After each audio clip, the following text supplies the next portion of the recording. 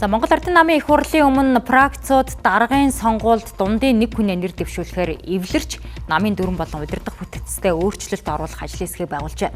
Ерөнхий зураглалаар маргааш Монгол Ардын намын 2225 төлөөлөгчийн асуулт хариултаар хурал эхэлж нөгөөдөр даргын сонгуулиар үргэлжлэх тавтай байна. Намын даргын сонгуулийн дараа хяналтын хороо болон баг хурлын гишүүдээ шинээр сонгож дүрмээ шинжилэн батлах хөтөлбөрийг боловсруулжээ.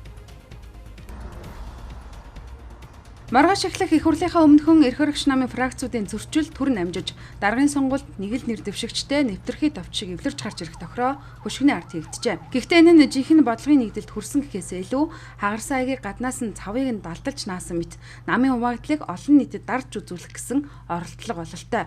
Ямар ч тач их хурлын өмнө Монгол Ардын нам улс төрийн намын тухай хуулийн шинжилэлд нийцүүлэн дүрмээ өөрчлөх ажлын хэсгийг байгуулсан байна. Ингэхдээ удирдах зөвлөл баг хурлын гишүүдийн тоог шинжилж намын бүтэц зохион байгуулалтыг дахин үрж үзэх хувилбаруудыг дэвшүүлжээ. Энэ нь нэг талаас намын дотоод засаглалыг сайжруулах алхам мэт боловч нөгөө талаас эрх сонгуулийн өмнө эрх мэдлийн шинэ хуваарлалтыг тааруулах стратегийн хөдөлгөөн байж болох юм а. Төлөөлөгчид маань ирээд эхэлчихсэн байгаа. Бэлтгэл ажил хангагдаад явж байгаа. Удирдах зөвлөлийн ажлын алба, за ерөнхий нарийн бичгийн дарга нар аппарат болол өн дээр бэлтгэлүүдээ хангаад явж байгаа. Монгол Ардын намын 31-р их хурлаар бол намын дүрмийн хүрээнд намын дарга сонгуульд нь за хяналтын ороо байгуулах нь за дараагаар нь баг хурлаа байгуулна. Ийм дараалалаар явагдана. Ийхүү Монгол Ардын намын их хурлын анхны өдөр 2255 төлөөлөгчийн асуулт хариулт өрнөхөл 2 дахь өдөр даргын сонгуул нэр дэвшигчдийн танилцуулга санал хураалтаар үргэлжилнэ. Дараа нь хяналтын ороогоо байгуулж шинэ баг хурлын гишүүдийг сонгосноор их хурлаа өндөрлөх хөтөлбөрийг боловсруулжээ. Намын асуудал шийддэг нь байгууллага арчилсан болж игүүл төр анхан шатнаас эрүүл хүмүүсийг олноор оруулах гэж хүсэж байгаа. Одоо тэгж чадах юм уугүй юм уу? За нэр дэвшигчийн хувьд бол та нар сонсож байгаа баг. Монгол Ардын нам бол одоо нэг нэр дэвшигчтэй оролцсон гэсэн тийм ерөнхий яриад байна.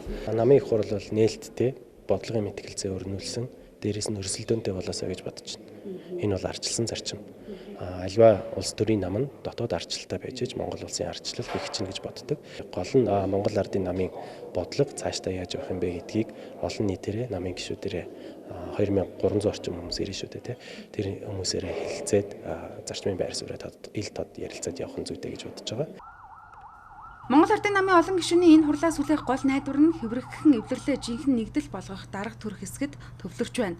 Фракцуудын зөрчил хуваагдал боддоор үргэлжилж сая 2026 оны төсвийг батлахдаа эрх хөрөгч намын 30 сөрөг хүчний 20 гишүүн нийлж байж арайхийн санал болгосон нь Монгол Ардын нам дотоод удирдлагын хямралд орсны ил гарсан шинж тэмдэг байлаа.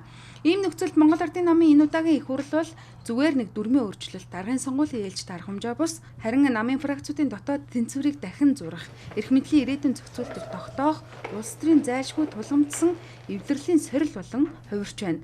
Эвлэрэл нь бодит нэгдэл болж чадах уу эсвэл хурлын тахимаас гармагц эргээд хуучин хагарал руугаа халтарч орчих уу? Энэ бүхнийг Монголын улс төрийн дараагийн үргэлжлүүлэл шийтгэхээр байна.